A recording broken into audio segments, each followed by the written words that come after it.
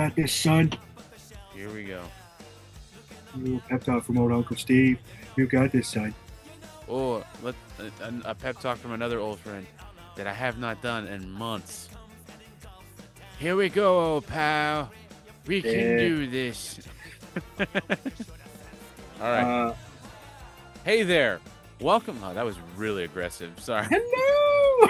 I was like, hey there. Howdy, howdy, howdy. Howdy, howdy, howdy. Welcome to Jesus Stole Our Movies. Okay. Hey there. Welcome to the show where ex-evangelicals watch and talk about movies. The ones we weren't allowed to experience were being raised in the church. Because, you know, Satan and stuff. I'm Donovan. And I am Zach. And Jesus stole our movies. So let's jump into some rich dude's head and plant some dreams and steal this movie back. Oh man, is that being John Malkovich? Oh, is that where Christopher Nolan got that idea? Is that being John Malkovich? Is that the movie I was thinking about? Yeah. That really got me. That was really funny. Holy shit. Now I'm just imagining fucking serious ass Christopher Nolan watching this and be like, no one would expect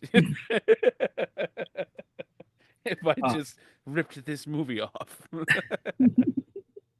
Let's jump into a rich guy's head and make everything poop brown and shit green and completely ruin the color palette for movies to come. But and maybe the entire superhero genre too. We got to make sure that we at some point fall backwards or rotate in slow motion. Yeah. You can't have a heist without rotating in slow motion. Hell nah, brother. But last night I ate a shit pot of Taco Bell and I felt like I was rotating in slow motion, brother. I was laying in the bed like, oh Leo. It wasn't you. It was Come the tape. Save me. It was the tapeworm. It wasn't the tape. What was the big Taco Bell thing that wasn't true, but everybody passed it along? There were like roach eggs in one of the meat in the beef, and they like hatched in some lady's cheek. Oh, there was complete fabrication. There was one time when I worked there that the way we'd made the Spanish rice was you had to it was just in a package and you put hot water in it and mixed it. Sure. There was one time I poured it and there was a spider in it. Yeah. That was real. I remember being like, oh! That's any industrialized food process, though. Yeah, and I was like, I'm never eating this again. And I had Taco Bell yesterday. You know what that is? Protein, protein, protein, protein. Yeah, buddy. Come along and help me build this man. I got to replace my 7 skeletons, baby. Yeah. Well, welcome back to Jesus Stole Our Movies. There's some shit I say that I'm like, is he going to cut this out of the podcast? Can I be as ridiculous as possible? Sometimes I think that you might not realize that I do sometimes because of how much I leave in. Yeah, you leave a lot in, and I'm like, holy moly, I got to watch my mouth. No, I leave the stuff in that makes me giggle, sir. So if you make me giggle, try not to make me laugh if you don't want it left in. Oh, my God. Which is hard because we have some fun conversations, which is why we're finally starting this 45 minutes in. Yeah. So the last time we met up on Jesus Stole Our Movies, I was going to say last week, but it's been a little bit because of the holidays. So last time we met up, we were discussing one of our favorite movies, the 1990 classic Teenage Mutant Ninja Turtles, the movie. And we got to the part where they had just gotten out of April's house/store that just burned down, and they were racing off to her family farm. So, yeah. I feel like I need to apologize to everybody because I am a dummy and I didn't look hard enough.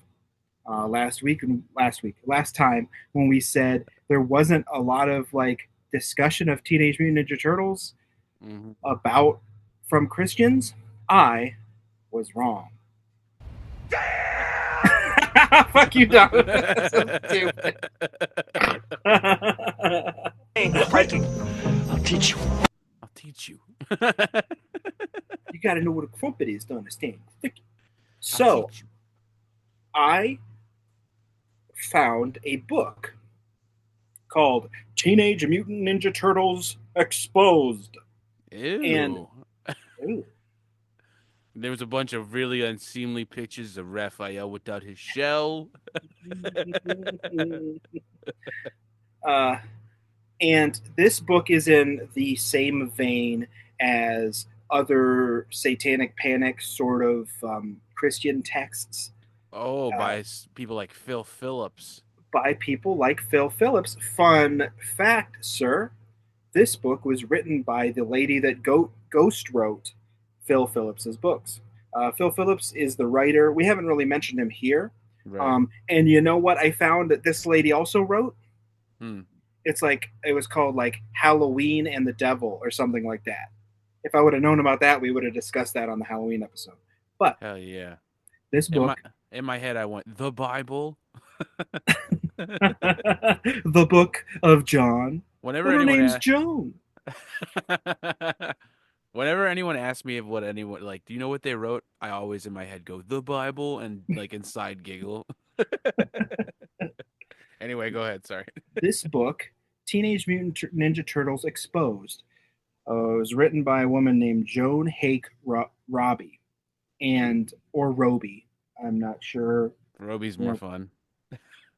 um, and she was the ghostwriter of Phil Phillips's famous Satanic Panic sort of texts, the foundational text. If you want to hear about some of these books, there are podcasts that are a little more serious than ours that do cover them.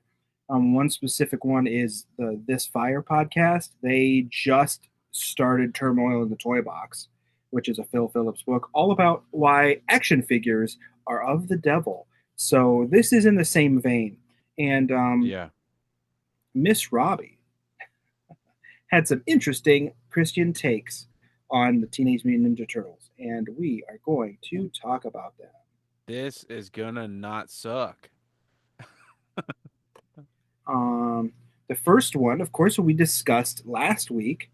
The big one of the biggest things that she took umbrage with is the Eastern philosophy and Eastern religious aspects of Zen Buddhism or whatever sort of Eastern teachings go into uh, Master Splinter's talking to the boys.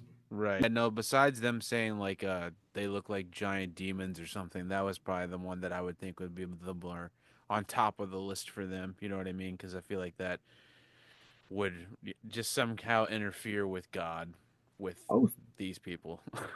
funny you should mention demons because um, one of the things I found, one of the things I seem to remember was that anthropomorphism or anthropomorphizing animals in particular, which is Hmm. just giving them human characteristics and shapes. You can anthropomorphize a dog. You don't have to give a dog opposable thumbs, like just giving them human characteristics. Yeah. Anthropomorphizing animals, for some reason, in the back of my head, it struck me as being a thing that people would say, ooh, that's demonic or whatever. Yeah, right. I looked at it and I found on some Bible website that it is in fact not really mentioned in the Bible that that is something that is demonic.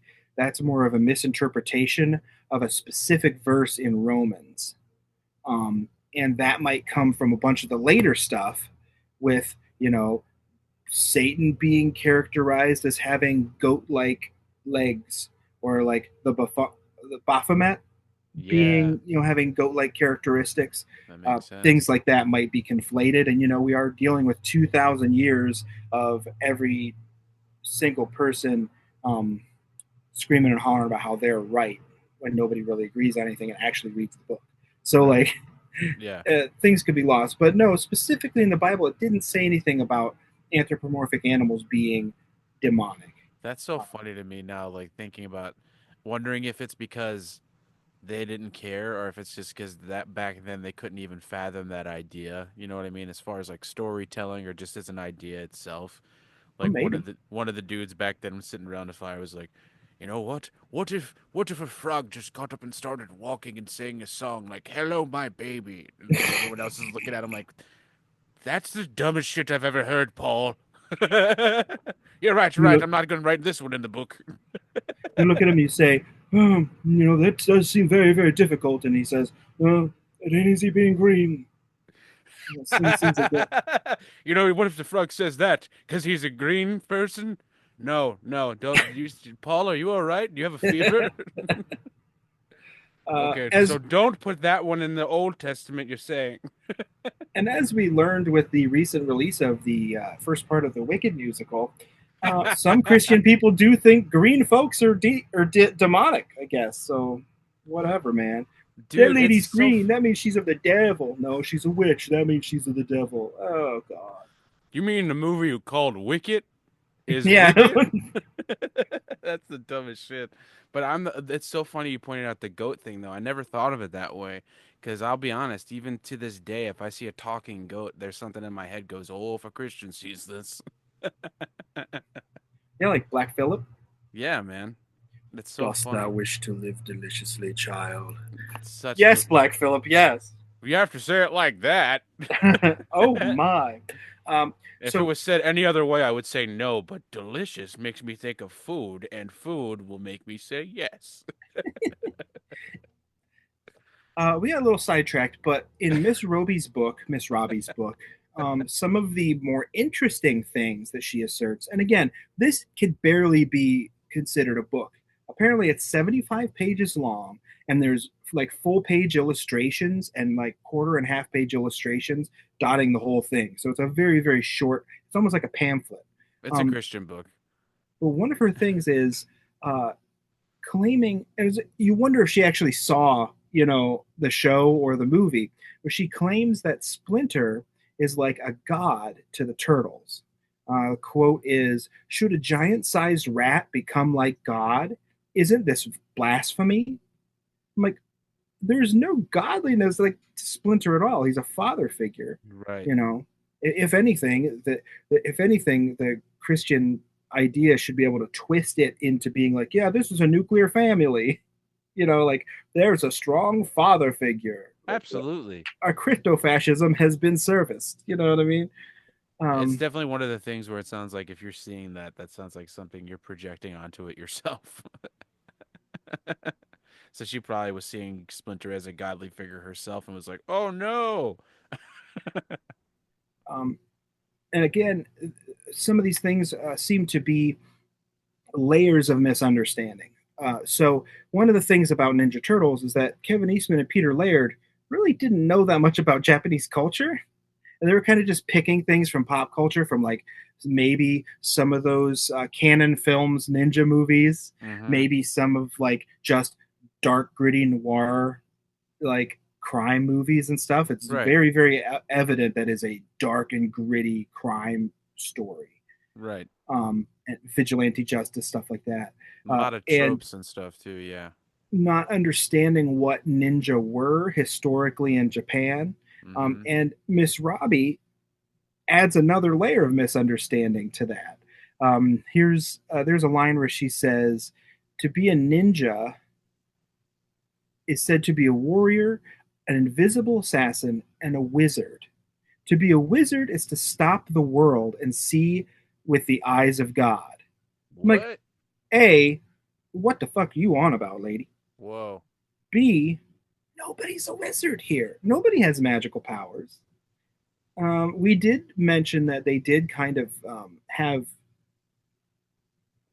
communion with Splinter's spirit when he was like Yeah. astrally projecting himself to them, which is a Yeah. little element of mysticism. So I'm sure that lady had a nosebleed about that. Yeah, I mentioned that last episode that that was one of the things I could see them having problems with for sure. Um, oh, here you go. One of the things Mrs. Robbie took exception to was that, let me find the quote. Where it was? It was they mimic the vocal patterns and catchphrases of the Black and Hispanic community, which Oh no, what? apparently that's a problem. What? That's Miss, weird. yeah, that's in your Christian book. Hmm. You wrote that down and published it. Hey, lady. I mean, code switching is a thing, but I feel like this lady would not have the level of understanding to understand what code switching is, and also No. these are New Yorkers. You know what I mean? Like you are There's amongst everybody in New there's York. culture So in New York. yeah. That's so funny to me. That I'm glad you said it though, because it knocked me out of my whole like head space that I was stuck in with you saying that ninjas and wizards are the same thing. Because that started a whole spider web for me. Like three ninjas is actually three wizards. That's a whole different movie. That would be fun. Hell yeah, man. Uh, there's another example of mental Christian mental gymnastics here, where she says Shredder being described as having a brilliant criminal mind suggests that crime pays. And like, what I always took Shredder as kind of a dum dum, didn't you? Like he had the smart people working for him. in the cartoon? Sure, I always Okay. thought he was just like this super. He was like Ninja Moriarty, basically. But I don't know. I'm not Okay. that experienced with it. In the movie, do you still get that impression? In the movie. No, That's what I'm talking about. In the movie. In the movie, I always felt he was kind of a dum dum that was just like, I have good people working for me. Especially in part two with Toka and Razor. and here we go again with another little piece of Christian ideology that we've seen time and time again. That all the stuff in this would be okay if they just said the word God or Jesus every once in a while. You know what I True. mean? Yeah. Um, where was it? She says, Can you imagine that? And it was just like, Leo's like, what are you doing, Mikey? Oh, I'm just reading my Bible. and then they would literally be telling people in church that this is the best thing ever, and Christians are finally not being oppressed because they're in the Teenage Mutant Ninja Turtles. And Yeah, the, absolutely. You gotta take 5 minutes a day to pray. the direct quote is, "The thought of looking to higher power and laws of God never enter the picture." And it's like she doesn't have a problem with astral projection or anthropomorphic rats if he says Jesus every once in a while. That's a little silly, right? No, because then it gets their agenda out, and then it's all good. Wait, no, we got the agenda. My bad. Sorry, I forgot. Sorry, I couldn't hear you over flipping all these George Soros dollars I'm making. And those are some of the more egregious things. Oh, there's a real fun quote that makes no sense. Okay, the quote here is, uh, she calls the turtles latchkey kids with a vengeance. The father in charge serves up a portion of Zen-like advice that sounds like Rambo macho. Hell yeah. Miss Roby, what the fuck are you on about me? You know what I mean? Like, That's that's okay, genius. Sorry, go ahead. all right. And here we have our good old fashioned Christian terror about rock music, even though this song is not rock music at all. Well, it makes me um, rock the fuck out. she complains that children's music has taken a drastic turn since the 1980s, mid 1980s. She She complains that children's music has taken a drastic turn since the mid 1980s and that singers are no longer folksy artists. Instead, children's music has the electronic rhythms, heavy drum beat, and special effects of contemporary rock music. The new mode is superhuman in its dizzying dance routines and no longer homey. To that I say, the theme song of this movie is still a goddamn banger, lady. You could Hell toss right off. yeah. Hell yeah. I can feel the devil inside me. Yeah, man. This is real gateway shit, brother. Yeah, man. The little harmonizing little like, that part. That's the devil's voice. If you backmask the Teenage Mutant Ninja Turtles theme song, it's just gonna say, "Paul is dead." It's gonna say, I don't know. Maybe I did make Amityville happen. And there's other things in here, but again, this is all just that alarmism and mental gymnastics to make things either fit into our worldview or be against our worldview. You know what I mean? And it all just seems so try hard. And this is a cash in, right? This was probably sold at churches, sold through mail order services, talked about on like the 700 Club or something, and like, are the Teenage Mutant Ninja Turtles killing your children? Should you be letting your kids watch this television program with Zen Buddhism in it? Won't that let the Hmm. devil in because all Eastern religions are of the devil shit? And I bet you she Yep. sold a pile of this stuff to all these like weird insular people in the interior of the country. You know what I mean? Absolutely. No, I agree with you 100%. There's a market for it. And a lot of these books, like you were stating earlier, are like only like 70 pages with only half the pages filled and shit because there's not a whole lot to say. It's always the same incoherent rambling, you know what I mean? Like you Mm-hmm. said, it's, oh, they don't mention God, it's the devil. Yeah. And here's the same 5 reasons it is. And in the Um, words of my favorite anthropomorphic demons, I'd like to say, That again, Chuck. Come on! Bye, guys. That again. come on! Come on. Um, so, in the spirit of anthropomorphic demons and realizing that the Ninja Turtles gave us some of the coolest shit because it like spawned an entire subgenre of like ripoff fiction, Hell yeah, man. I would like to give some shout outs to the great anthropomorphic animal television shows of yesteryear. Hell yeah, hit it. You got your biker mice from Mars. Oh You got yeah. your street sharks, Hell yeah. extreme dinosaurs, Oh yeah. cowboys and Moon Mesa, Cowboys and Moon May. Oh, I haven't thought about that in a long time. and biker mice. Did I say biker mice Yeah, you already? you hit that one.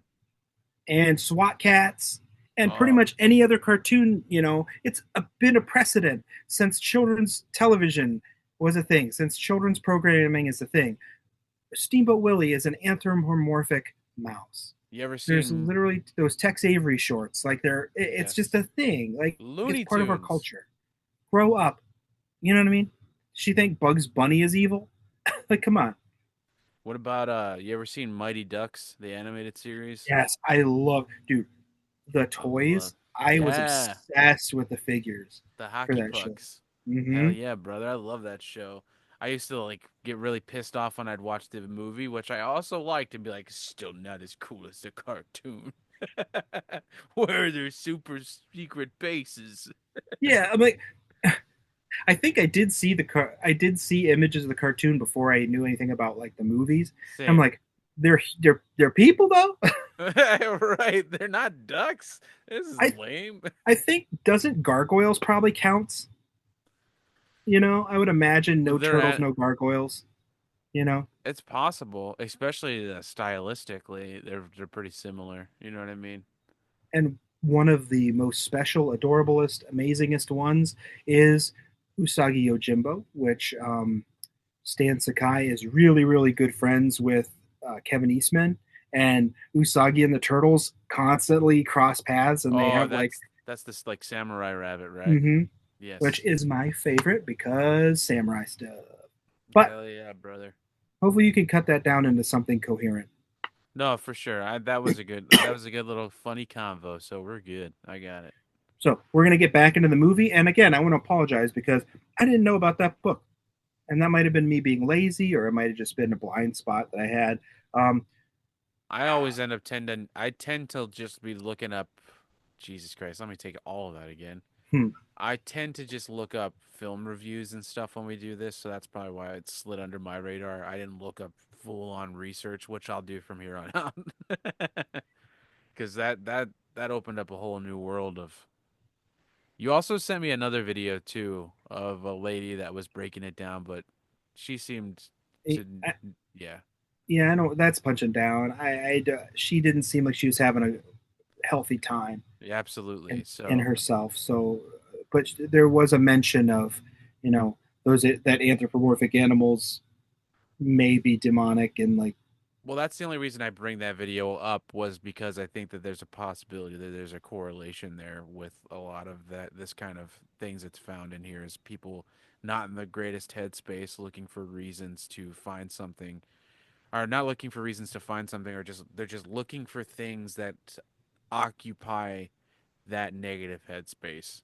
You know what sure. I mean? And I've been there myself. That's why I'm saying it. So, And don't get us wrong. I mean, I'm not going to speak for you, obviously, Donovan, but I am an atheist at this point. Mm-hmm. And don't get me wrong, I do not believe in organized religion. I don't believe that there is a God. Uh, but I understand that faith is a very, very powerful thing. And a lot of people, uh, it's very, very helpful and powerful for them to have that faith. And I'm not trying to shit on anybody's faith. What I'm having a problem with is the agenda and the cashing in on Right. completely innocuous things and trying to make money and trying to make a big deal about stuff that is not a big deal and scaring parents, you know, scaring people through a cultural thing and claiming it's religion. Like there's a difference between faith as a tool for yourself and making the world a better place and the really insidious agenda stuff where we have to just censor everything and edit everybody's experiences and tell certain entire populations of the earth that they're not allowed to exist or something. You know what I Yeah, mean? Because that's where it absolutely. starts. First, it's Ninja Turtles are the devil. Next, it's trans people aren't allowed to exist. Yep, absolutely. It's a It's just, dangerous, slippery slope that always ends up going to the same place. but if you do have faith, if you're still reckoning with yourself among things, and you think it's just a little silly that these people in the 80s had all the satanic panic stuff, even though it happened like last year or two, um, Yeah, it's always here. like, more power to you. Have your faith, but I don't know. As long as you don't use it to hurt anybody, I suppose you're all right. I just wanted to tack on at the end of that. I my little belief system too, and just to clear it up, I'm the most atheisty agnostic there possibly could be. There's like a small tinge of something in there still, you know what I mean? And I think that if you have faith in something, it's beautiful as long as it's a faith in something that's a personal thing that you're not exactly what you said. So we're on the same page basically. The only difference is there's like a glimmer of maybe there's something with me. You know what I mean? Yeah. Which has kind of been going away. Especially lately. But yeah. The Ninja Turtles. The Ninja Turtles. So, last time on Teenage Mutant Ninja Turtles, the movie, Last time on Power Rangers. I don't know why I did that. Sorry. upstate, the crew of the four turtles, mostly comatose Raphael from getting his butt kicked so hard, Mm-hmm. Casey Jones, and um, April O'Neil roll up to April's family farm. It's shabby and in disrepair from disuse. The van is cooked, and Casey Jones, beacon of stability and good decision making that he is, offhandedly tells April that she was fired, and they argue. Mm-hmm. Done very tastefully and with tact. It's like, what I was trying to break it too easy. Like, shut up, Casey, you idiot. Like, just be nice, dude. Relax. It's Does such like, isn't he like wasn't it, isn't your boss's name blah blah? And she's like, yeah, how'd you know that? He's like, oh, he called. he says you're fired. Later, the evidence that this was supposed to be a much different film starts to mount as April O'Neil begins a voiceover in a much more serious tone, while small vignettes of the turtles coping with their situation plays. Dude, when I was Donatello a and kid, I loved that. Like how that like that tonal shift where she says yeah, I loved that when I was little. yeah, that's what it makes some of the goofiness so glaring, you know. Hmm. But it's just it when you're watching this as a kid and you're like having a good time and you're yucking it up and then it takes that serious tone, there's something about it that you appreciate, especially as a Mm-hmm. kid where you're like you feel like they're not talking down to you. You know what I mean? You feel like they're being Right. like, "Hey, we're having a serious conversation." And you're just like, "Oh, cool, I'm part of this." Sure. And I didn't see this movie until I was maybe 19 or 20, so I don't have that kid relationship with it. Yeah, yeah, But yeah.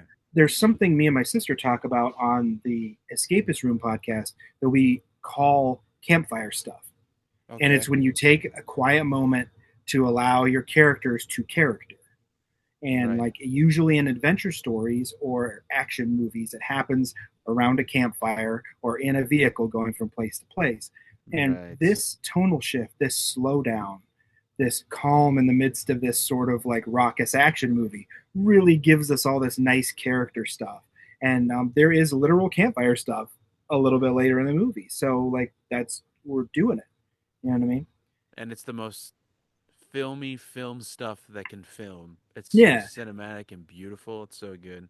And the lighting is great. They shoot in the dawn where like the sun is rising. They shoot in the dusk when the sun is setting. Like it's just the lighting is beautiful. You could tell they didn't want to drive a bunch of crap out to upstate New York, and like Yeah, they're doing as much as they can with what they have. This it's was like when go ahead. low budget esque, even though they had millions of dollars for this. Like they have like that Hmm. sort of independent movie spirit shines through in this movie. Absolutely. Like everybody was using their resources to a certain degree where things were working out in a way that probably wouldn't work out on a bigger set because people weren't used to using the resources the way they were Right? on this kind of stuff. But there's a scene coming up soon where like it's a deeply emotional scene between the turtles and the way it's filmed with like their emotion on their faces with the lighting and the fire around them. It's just I remember as a kid being like floored even then. Like this is so intense and just Yeah. done so well. It's so crazy. And the animatronics in the heads of these turtles are able to convey emotion so well. Like Yes. the puppeteers are doing such a great job, and they're I like 30 feet away. You know, oh my it's god. just it's practical effects, it's movie making, it's real experience with puppetry and animatronics that just makes this whole movie. If the animatronics were bad, it would not be as good of a movie. Absolutely. I have no shame in saying that just thinking about it and talking about it the way we just did give me goosebumps because of how much I think it's so fucking cool and how perfect that shot is. It's so good. So um, they have little vignettes of what the guys are all doing. Donatello and Casey are fixing an old truck, cycling through alphabetical insults, while Leo refuses to leave Raphael's side. He's sleeping at the side of the bathtub that this poor turtle is shoved into, which I'm like, put the guy in a fucking bed. Like, I don't know. Do they need to keep him in water or something? It I think helps that's it. amphibians. Yeah. Um, That was the only logic for me too, but even the way he's in there is so uncomfortable. right. It looks terrible. Uh, It's like they April, just threw him in there. They're like, all right. yeah. uh, April and Casey flirt, but they don't flirt because Casey Jones is not good at being a human being. And Michelangelo actually trains off in the woods. Like there's bits of watching Michelangelo do training exercises and stuff, Oh, you which mean is the last Ronin? yeah, because like you see that he is deeply affected that his brothers, you know, they're having this hard time, and he's actually able to take it seriously. It's so cool. They're like, that's my boy. That's Mikey. Raphael eventually wakes up and is ready with the quips. Like immediately, first thing out of his mouth is like, "What can a guy do to get some meat around here?" And you're like, "Oh, there he is. There He he is." wants some food. Bring him some food. Like Jesus. Uh, the reunited brothers train together while Raphael screams at the sky on the roof of the house for reasons because he's an angsty boy. What are you talking about? He's not angsty at all.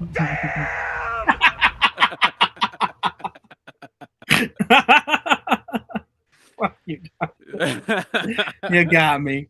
Uh, back at the Foot Clan warehouse, Shredder is still pensive, remarking that there's something familiar about the way the turtles fight. Yeah, this that was having not read the comics when I was a kid and shit, that twist at the end of the movie was not something I was expecting. Oh, really? Yeah, man, I had no idea that yeah, we'll talk about it later. Cut to the Cut to the boys training and Casey forcing April to receive a back rub, which I don't think I was okay with. I was like, ooh, she said no. And then he Yeah, like, that's some like deep relationship. That's like 8 years in, and you're like, "Hey, I can tell you're in pain. Sit down." yeah, that's when you have that rapport and you know each other well enough to know you're not Yeah, pushing a boundary. I know I've been irritating you, but let's work this out. You're in pain. I'm trying to help you. Like Casey's rubbing April's shoulders, and Michelangelo comes in sore from their workout, and he picks up turtle wax, and it's like, oh, get out of here! You guys are so stupid. And it's such a charming little joke, you know. His little laugh is my favorite because I imitate It's it to this. so funny. Leo is off meditating, and Splinter talks to him again. Meditating is something that uh, Christians would not have been okay with. Yeah. I remember in being in church learning that meditating and any kind of, again, Eastern philosophy is uh, not only false but also opens you up to spiritual attacks. Hmm. Now, answer me this, Christian people: what is the difference between meditating and praying cloistered away by yourself? Like, it's all the same stuff, dude. It's I self actualization. It's other than throwing yourself at the feet of an angry, That's it. Yeah. abusive jerk That's you. who Yep. wants you to shine the sun up his butt. You You know got what I it. mean? You figured it out. Because meditating is more about self and oneness with the universe, and praying is more about like, oh Jesus, save me. Exactly. I'm a horrible person that deserves to die, but you saved my life and eternal soul. But you told me that I was a horrible person. I'm filthy rags. And But thank you you for love me for reminding. some reason. Yeah, every time. You're filthy rags. You piece of shit. I can't go 5 seconds without a reminder. Splinter talks to Leonardo while he is meditating, like he can reach him via astral projection or whatever other thing. Again, really flexible rules on what is actually happening here. Leonardo goes to get his brothers, and as one, all four boys go to meditate in the woods. Mystic stuff happens, and they communicate with Splinter, who tells them that teamwork and love will see them through all their obstacles. Splinter says these are his final words, and the turtles react accordingly, And which that's is the scene. super sad. Yes, that's the scene that I was talking about earlier. I remember when I Yeah, was a kid just being like moved, man. Like it was insane. And it sucks so much that his voice choice for Splinter was so problematic because it's so iconic and you just want to do it. and these boys are devastated. Their Yeah. dad just told them he was dying, and like, you see it on the puppets' faces. It's so good. It's so fucking good. I'm so glad that they all saw him too, because there's that like fear from like typical movie trope shit where he's like, "Come look," that when they get back, he's gonna be gone. You know what I Sure. mean? So I'm glad it worked out where they're like, "Oh shit, yeah, they all have that connection." It's so cool. The next morning, dawn breaks over the farm, where Casey and April are being cute, sitting on a porch swing, when the four brothers appear, looking all serious, and say it's time to return Looking to all the Big Apple. serious, they look like some badass motherfuckers. Yeah, they walk up and they're like cracking their knuckles, Holding their like, weapons and shit. it's time to go back to the city. Time to go back. And you're like, "Oh shit, Mikey's been training." The crew arrives back at the sewer den to find that little jerk Danny hiding out inside. Boo. When they say they're going to go out and look for the Foot Clan in the morning, um, Casey Jones kind of freaks out and makes a shitty homophobic joke. And I'm like, oh no, you guys suck. That wasn't even funny. That's the He's, claustrophobic thing, right? yeah. Donatello says, you're claustrophobic. And Casey Jones is like, I never even looked at another guy. And like, Yeah. okay, Jesus. whatever. In the 80s, that was probably very funny. Yeah. Um, and I was like, April should see those red flags a mile away because your man is way too mad, way too easy. That's a dude with a temper. But she's from New York, so that's like a 10. And this is the 80s too, so he's like at 30 in the 80s. He's like solid boomer. So that's just the way, people Hmm. behaved and treated each other back then. Had a few chips of lead paint for sure. uh, Casey Jones goes to sleep in the truck, and the boys, who are hungry, of course, say we want pizza. And Danny says, oh, there's some pizza around here somewhere. Pizza in a sewer. Not a very good idea, guys, because I'm sure those turtles don't leave pizza laying around. But we have the penicillin joke where they open the pizza box, and we have this very cartoon interaction. It's like, oh, and he closes the box real fast. He's like, what's wrong with it? He goes, uh, it's okay if you like penicillin on your pizza. And then he shows them the moldy pizza, and they like salute it as they lower the pizza into the And they ground. do like the bugle.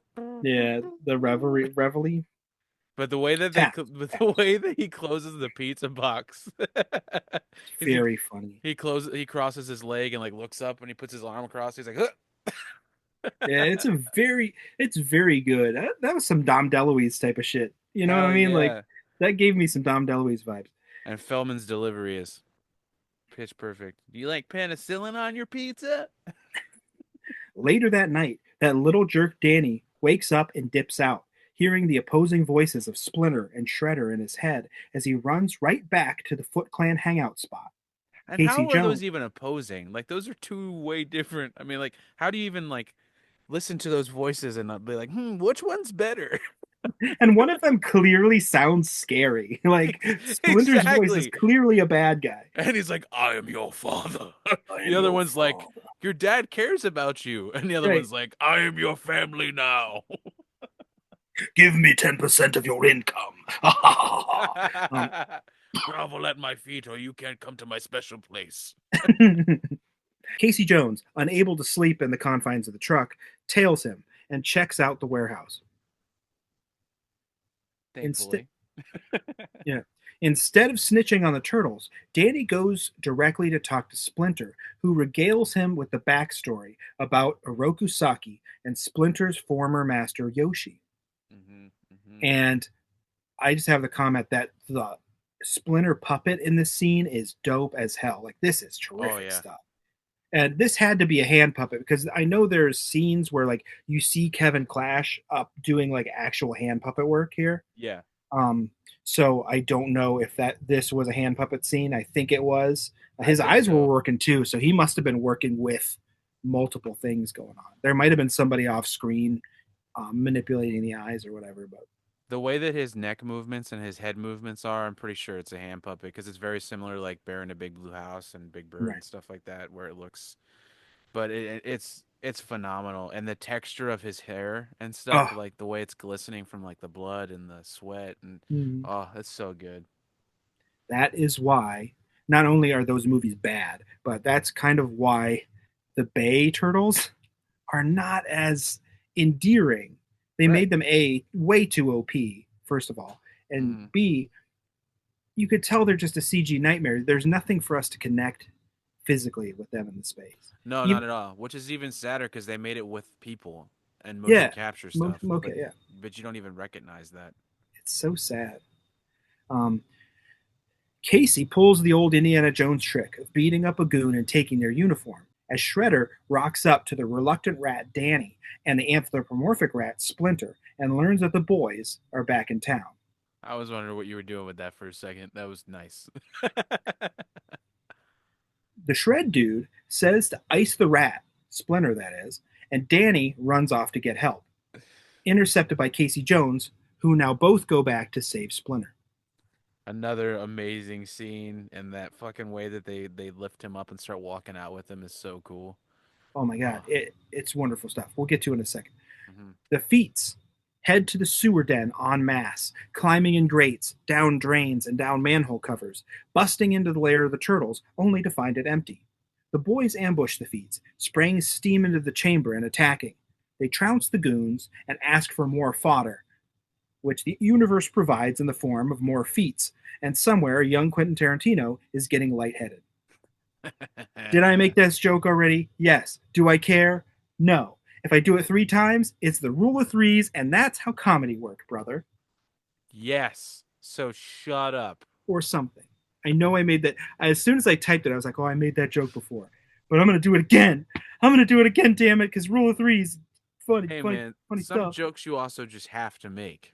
Yeah, there's an obligate. If there's a David Carradine joke, I'm going to make an autoerotic asphyxiation joke. It's going to happen. Right. Some things just have to happen. Cut to Casey and that little jerk Danny running in to free Splinter. As they head to the exit, they're confronted by Master Tatsu and a pile of kids. Hmm. Over in the sewer layer, the boys battle the Feats in silly acrobatic ways, punctuated by cries of excitement and mild goofs, probably inserted to dilute the violence. Yeah. Now that I think about it, that's probably what it was for, but it's done perfectly, so it's okay. And, and it matches so well. Like it does work really well. They're doing some, and they're not doing anything spectacular in the martial arts end of things. Like it's just Hmm. basically karate fighting, but still, like it's pretty violent. Um, The and score they do is kind of Well, they kind of fluctuate. There's times when the score behind the fight scenes is kind of like circus like. It's like Yeah. and it's like playful, but there's other times where it's like bass ridden and it's like very like Yeah. and it's very hardcore. But I think in this scene it was more circusy and like fun. Well, you sent me that video with the behind the scenes stuff Hmm. and the score isolated, and some of that score is ominous as hell. Yeah, Like you man. get that do do do do, I love it. chicka chicka chicka chicka, and it's like, oh my god, it's so good. I love that Uh, bass line. so like it's just wonderful. The very beginning of that movie video, I was like, why did they put the sound from every one of those North Sea is scary clips? Like it just sounded like uh, I should have video of like steam tugs rolling over these huge waves at the very beginning of the video. I was like, oh, that's scary. Yeah, that gives me nightmares just you saying it. No, thank you. Back at the warehouse, Casey Jones is getting his butt kicked by Master Tatsu as the kids, that little jerk Danny, no face turn for Danny here. He's a perma heel to me. I cannot stand him. Okay, No arc. yeah, he gets nothing. And Splinter looks on, Yeah, hard pressed. Splinter's just like I know he can't do anything, but it does suck when you pan over and Splinter's just like watching, like, okay. Get him. Hard pressed. Things start to look bad for Casey until he finds a power up, a golf club he uses to probably damage Master Tattoo's brain because he's a sports equipment guy. You're right, he probably did give him like fucking permanent brain damage. And it's like an iron. It's like a pitching wedge or something. Yeah, So he it's just heavy. whacks him in the face. You're like, Hmm. oh, that probably cracked his skull, dude. That's kind of crazy.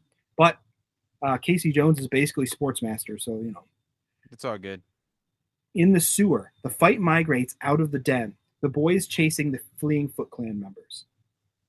At the warehouse, Sam Rockwell attempts to cajole the other boys into fighting Casey, who threatens all these children with cranial trauma until Splinter reasons with them and Casey chastises them. The trio leave the dumbfounded cult members, supporting Splinter's weight as they go, which raises a really interesting question about where the puppeteer was in this setup.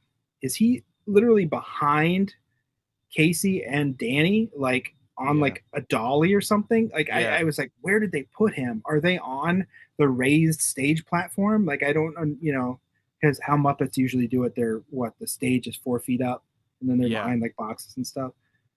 The way that they probably did it was he was like on a stool or some kind of dolly, like you said, and was just like trailing behind them with his arm up the puppet, more than likely. Is Kevin Clash's head like up Danny's backside? Like to be in that position, his head would have been up Elias Cotis's. Yeah, like right He would have there. been right Yeah. behind him. Yeah.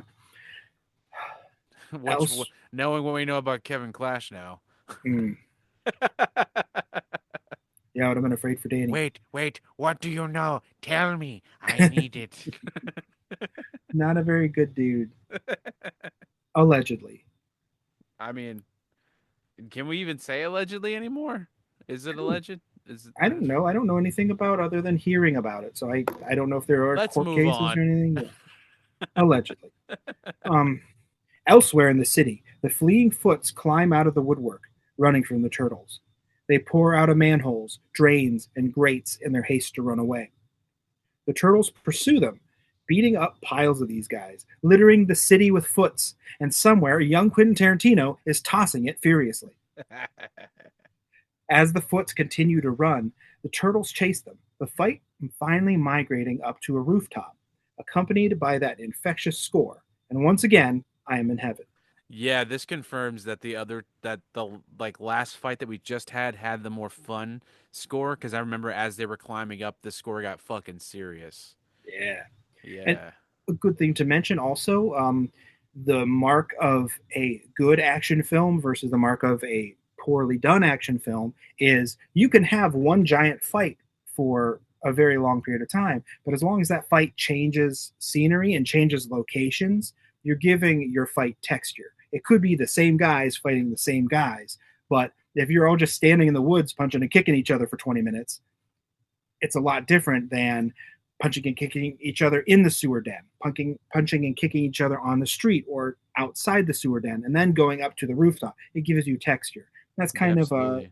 a Canon Films thing that they did a lot in the 80s. Like, this is literally just dudes spraying bullets and karate chopping each other, but we're going to change up where we are in space. They did those a lot with those again, the Canon Films ninja movies, and a lot of Yeah. their just well, Canon was just a heavy action studio. And this was produced by Golden Harvest too, which did a lot of like Jackie Chan's movies and a lot of other like Yeah. action movies, which they do that a lot too. Even if they're in a small space, they Mm-hmm. make that space broken up into different spaces, like in Legend of Drunken Master, where they're only in that restaurant, but they ended up making it like a whole four different area fight scene because they Sure. broke it up into spaces. So as long as Mm-hmm. you're doing that, then it doesn't get boring. Like otherwise, you're just like you start to see the choreography in it, and it's Right. like it becomes more of a dance, and it becomes Mm-hmm. boring. So yeah,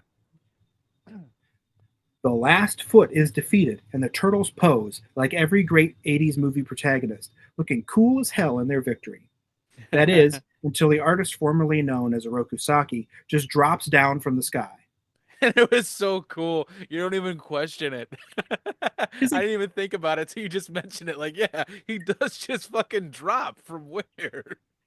like he comes from the sky, a rooftop up above, the Phantom Zone. Like, uh, where is he coming from? Like, what? The Who Phantom knows? Zone. It does look like Zod's suit with shoulder pads.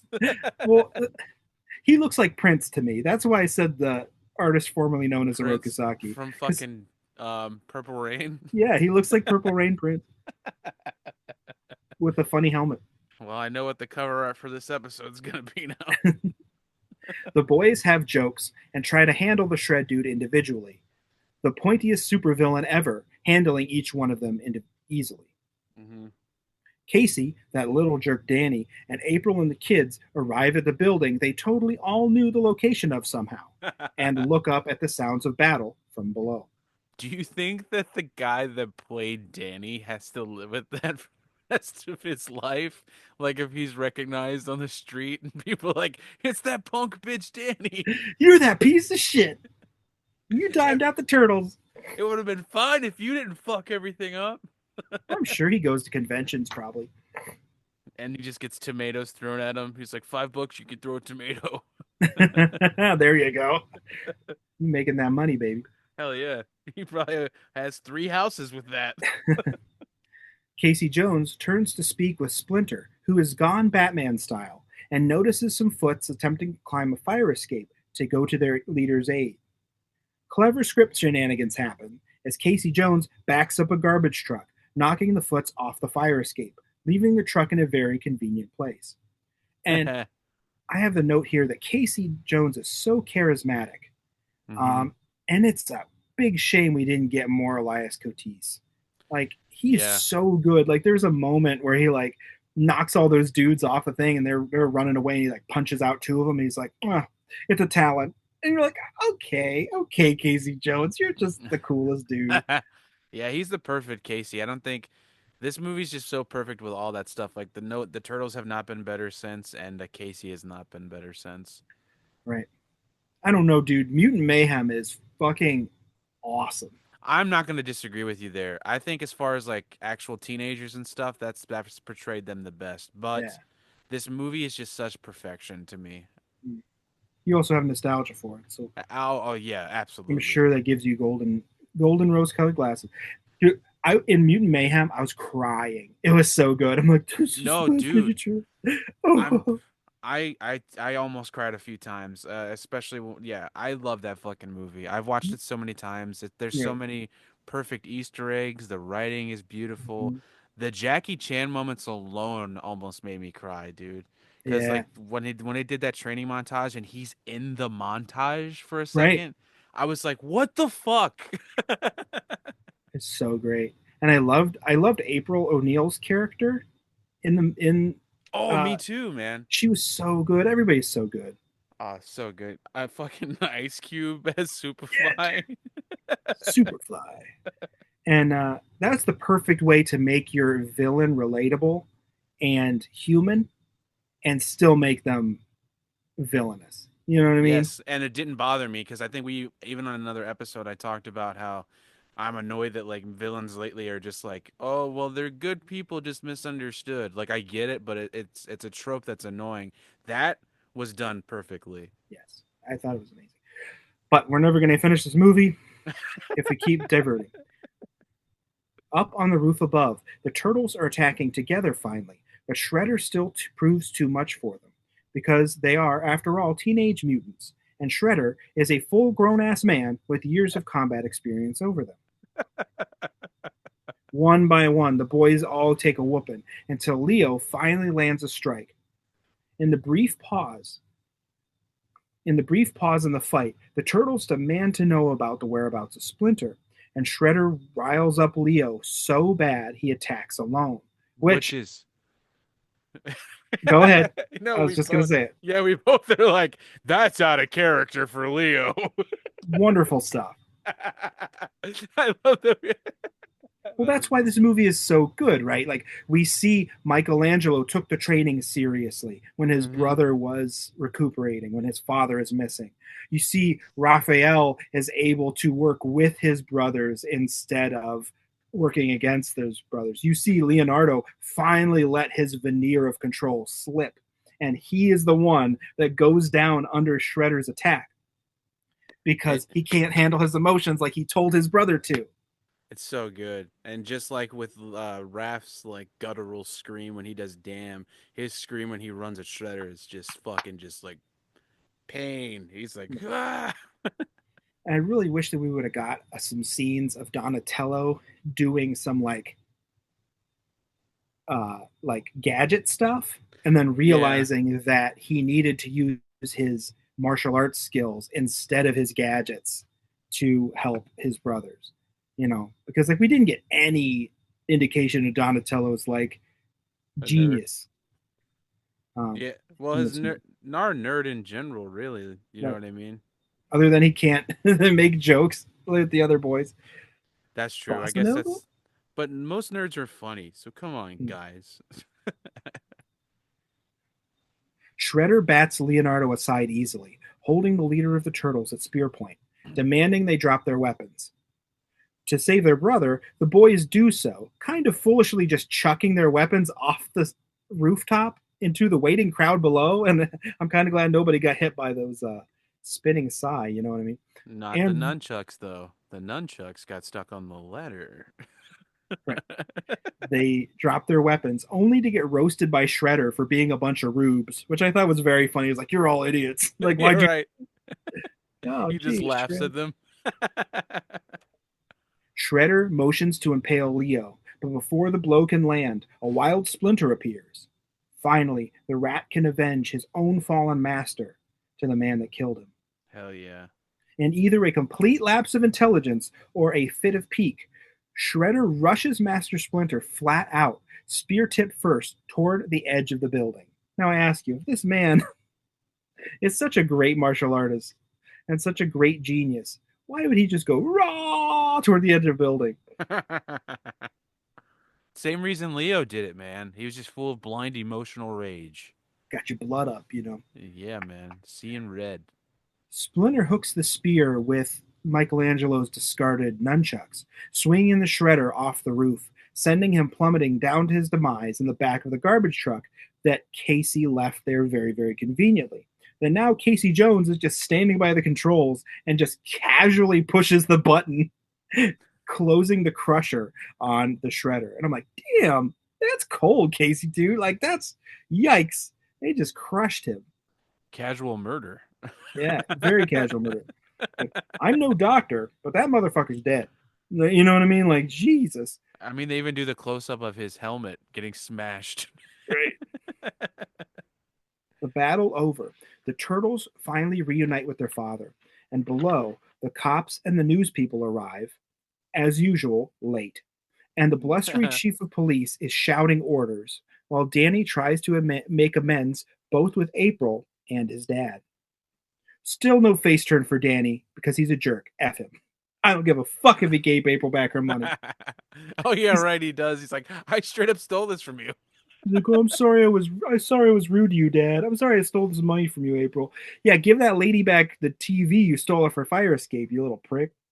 I also want to just say that you said the thing about they arrived late, the cops. I think they arrived right when they intended to. The less said about that, the better. Uh, Read the Charles news. Charles tries to rehire April on the spot, but she bargains, name dropping another reporter, May, which is very fun because her name is April. Um, the Nice. sweatiest police chief ever asks Zaphod Peeblebrox where the Easter eggs are, and he says the Easter eggs are on Lairdman Island, where you'll find all the answers to your questions. I never caught that. That's funny as hell. That the island is a portmanteau of Peter Laird and Kevin Eastman. Yeah, I never noticed that. That's funny. And it's called, and he asked him where the Easter eggs are. Oh, he didn't. That was me, Oh, I was about to say, what the fuck? and that's why I have Sam Rockwell in a Zaphod Peeblebrox. Oh. I'm like, what are you talking about? I don't remember this at all. Was I too little or what? God Sometimes damn. things are lost in the delivery, and if you read them, they're way more rewarding. Bro, I'm literally reading it. I'm reading the script as you're reading it, and I still didn't catch it.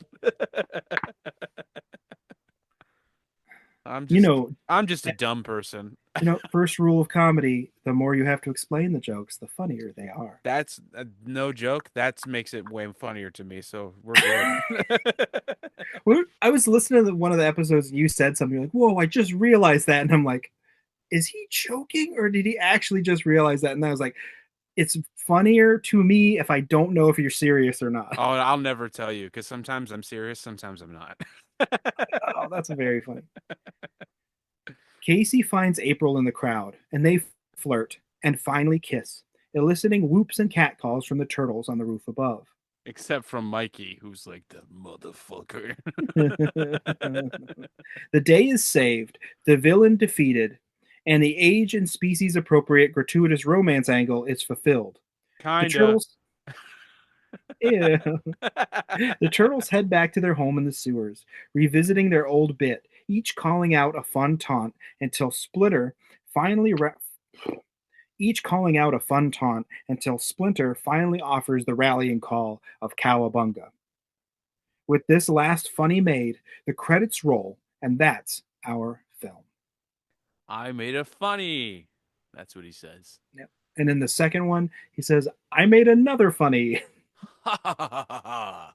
which was funnier the second time. It is funnier. Doesn't he say like I've always been partial to Cowabunga? Yep. And then you're just like, that's what they say in the cartoon. Yo! And then when they came out with the next cartoon, people were like, Bayukasha, what the fuck is that? And I was like, that's actually kind of cool. Was that the I'm cool with that. 2006 one? Yeah, no, I think it's the. Actually, yeah, I think it is. Yes, yes, Or yes. it was 2004? Yeah, I was about to say, I think it might be a little earlier because I was in high Um, school when that one came out. Me too.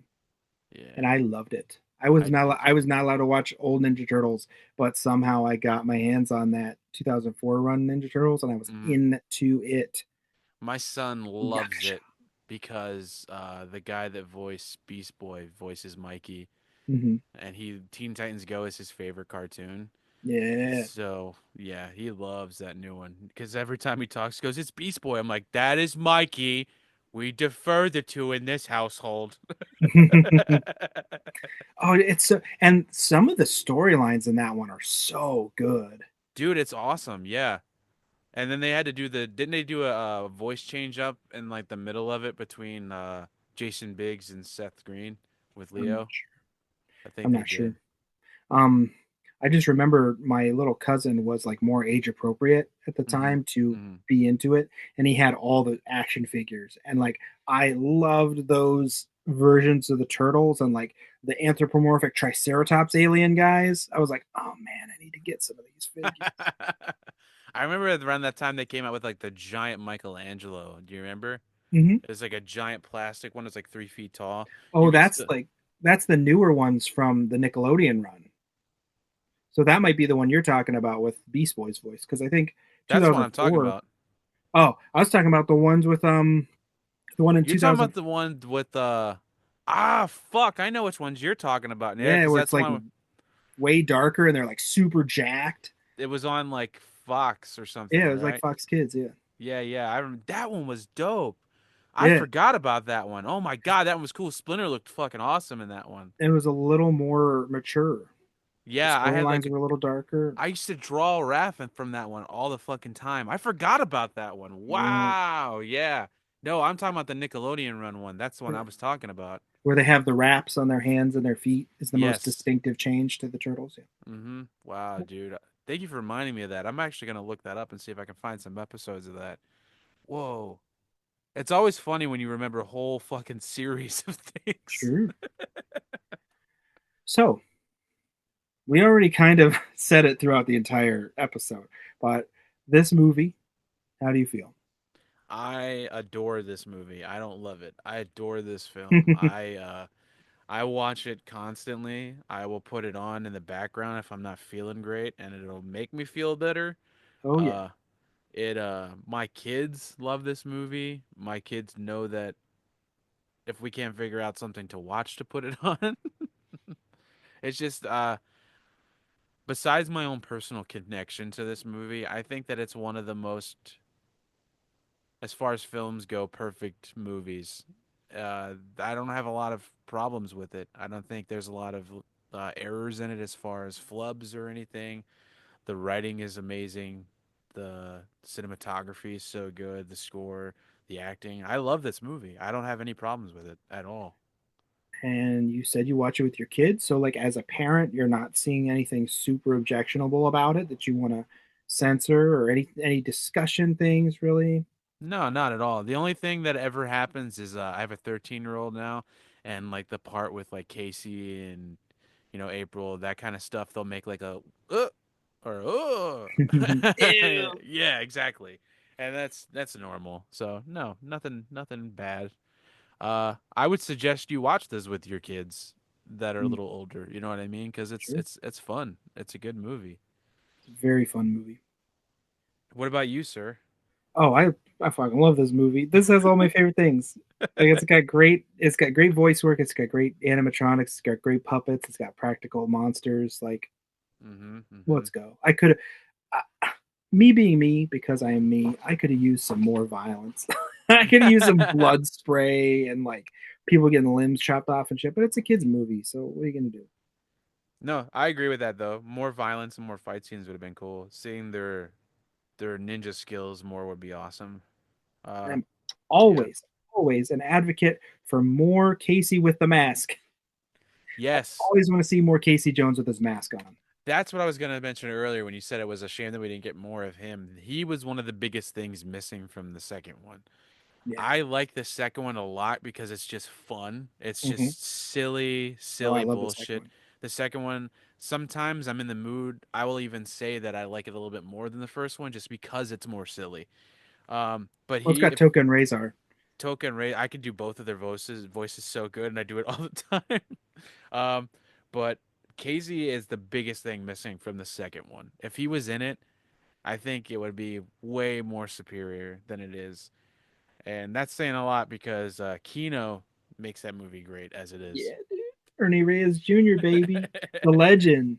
Hell yeah, brother. Um, Huh. little Pat Pat as the Red Ranger telling everybody that they could do it together.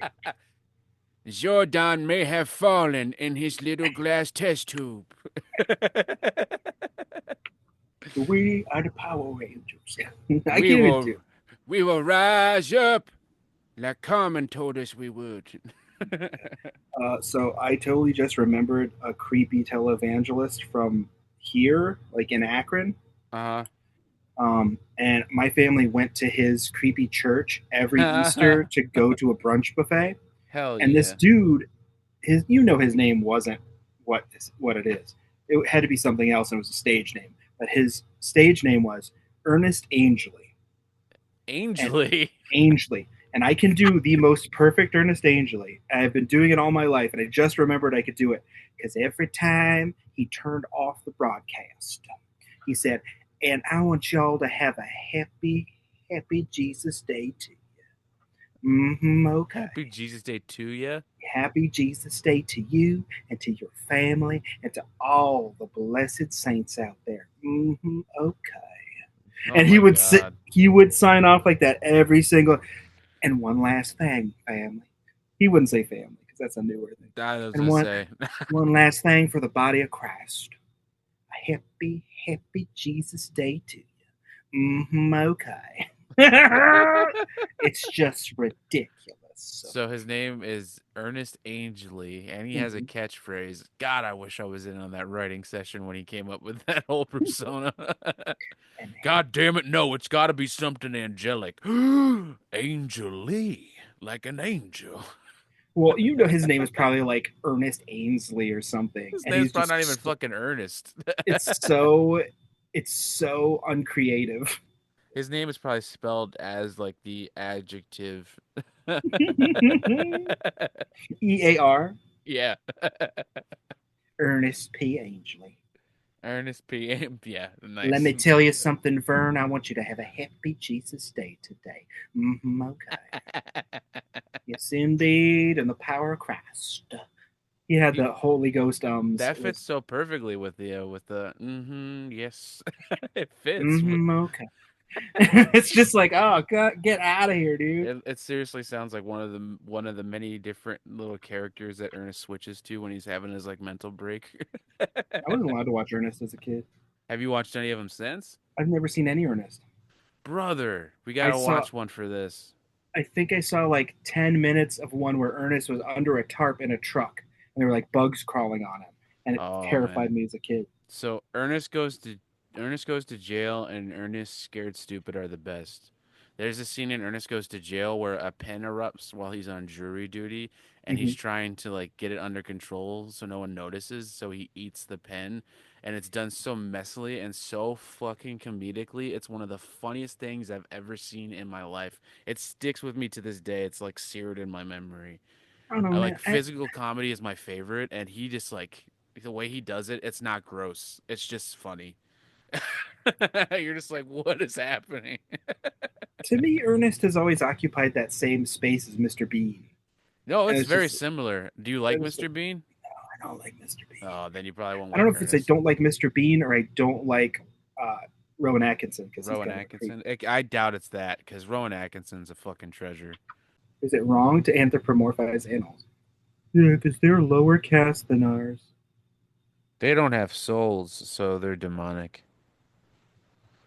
Dude, that was one thing we never got to talk about when I was still on that other show. Is Hmm, that conversation with my father about how animals don't have souls? That was fucking heartbreaking when I was that's like, so weird, man. I was like 6 or 7, and our dog was like sick or something. That would be a fucking gnarly topic.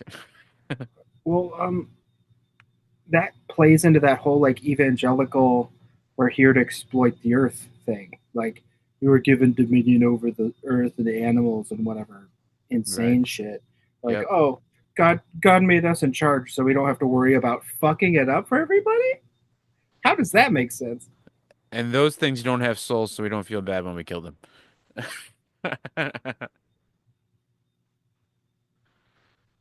All Yeah, right. it makes no sense. So, if you like what you heard, leave us a review on Apple Podcast, a comment on Spotify, send us an email so we can hear from you and let us know we're not talking into a black void. Mm-hmm. I am Z Reynolds Writes on Instagram. We are Jesus.stole on Instagram.